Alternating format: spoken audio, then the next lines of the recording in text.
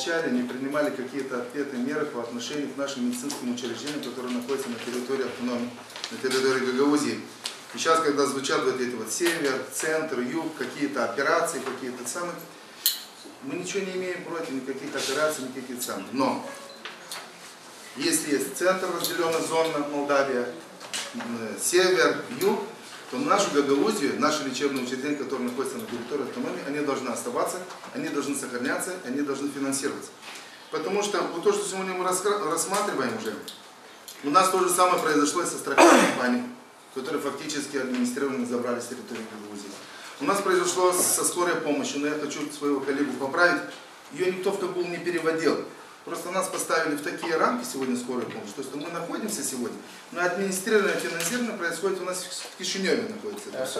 То есть это кадровая политика, то есть это материально-техническое обеспечение, это находится сегодня в Кишиневе, не в Кабуле. То есть не надо озвучивать Кабул, нас забрали в Кабул, все. Но сегодня мы должны однозначно принять жесткую политику в этом плане, жесткое решение о том, чтобы не допустить, во-первых, перехода этой структуры в Кабул, потому что это действительно мы со своими инвалидами надо повернуться к ним лицом.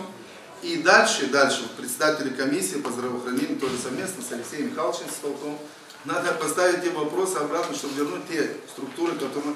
Поверьте мне, следующее будет стационары. Потом у нас пойдут дальше первичное звено, которое то же самое, согласно вот этих реформ, которые происходят сегодня на республиканском уровне, тоже все будет изменяться структурно из нашей лечебной учреждения на территории Гагаузии. Как исполнять? Есть механизмы.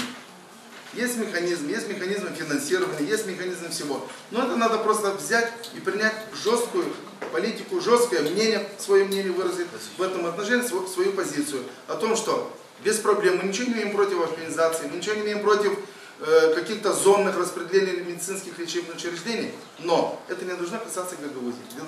На территории Гагаузии должны находиться свои лечебные учреждения, со своей инфраструктурой и со своей логистикой, которая должна функционировать в нашей стране.